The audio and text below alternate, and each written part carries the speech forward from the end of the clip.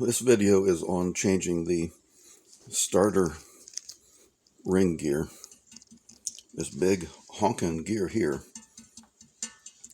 on the old Chevy Blazer. It's a 168 tooth. I don't know what this one is. This is a improperly turned flex plate from the 95 S10. There is nothing about this that flexes. No. It is extremely stiff. It transfers torque from the crankshaft bolt centers to the torque converter. Nothing about this flexes. Never, ever do what I'm going to tell you on this automatic transmission coupling plate. You'll destroy it. The chance of a mechanic getting this back together, well, first of all, you can't just buy this gear. If you can, you'll never get it welded back together and balanced. That's a severe risk of destroying the rear main bearing and the crankshaft and a torque converter.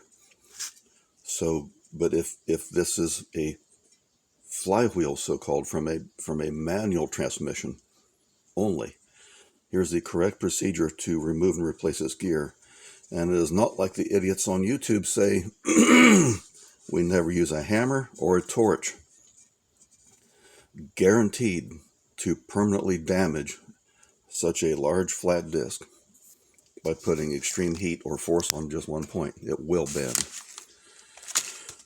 And on the 78 Blazer Chevy, when I replaced the clutch set with the McLeod racing parts, their spec on flatness run out here on the flywheel was 0.08 of an inch out this far. That isn't much. One little bit of bend and it's over. So the correct way to do this is to notice that the ring is thin here at the root of this tooth profile. So the correct way to do it is preferably the world's handiest tool, the Dremel tool, and this shaft and thin 30/1000 emery cutoff wheel. Thin wheel works better because it's taking less total material, cuts faster. But use that tool down in the root of the tooth here and cut a slit in it. All the way down to, not far enough in that it cuts into the flywheel, but almost all the way down.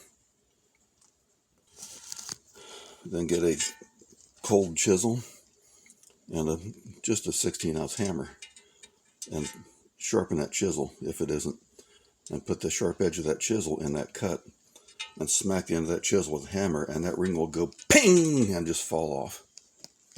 No damage. Understand that you can't trust what mechanics put on YouTube. They have no clue what they're doing. They go beyond mechanic work into technical engineering and machining work, and they're not qualified for it. And this is essentially a machinist job, because this would have to be balanced afterwards, and no mechanic can do that. I can't do it. Now, the new gear cannot be pressed on. You would need a monster press for that, some industrial factory press. The way to do that is to take the new gear. This is the flywheel with no gear on it. It's just a blank metal disc with the drive hole in it. And take this gear and put it in an oven at 450 degrees Fahrenheit for about an hour. And set the flywheel on a flat surface beside the oven. And once that ring is screaming hot, 450 Fahrenheit, use welding gloves, heavy gloves, so you don't burn yourself. And take that gear and set it squarely down, and it will just drop right on the OD of the flywheel. Now make sure that it drops into the correct position. Beforehand, you'll have to measure. If necessary, shim the flywheel up and down against a flat surface. It's not just as easy as throwing the gear on it. and realize if it's done wrong, you ain't getting it off without cutting it. It has to be done right the first time. So before trying it, practice cold with setting this down evenly. It can't contact on one side or one edge first. If it goes on correctly but is off center just a little bit, it might be okay. It might take shimming the starter a little bit. If you're that far in, shimming a starter is really a minor detail.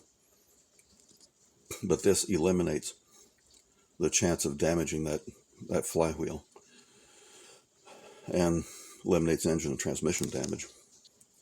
Now note that excessive temperature, excessive heat beyond what is needed to clear this gear to the flywheel is needed, because when you lift this on two places, one each side with your gloves, that's going to start cooling those 2 points and they're going to shrink in.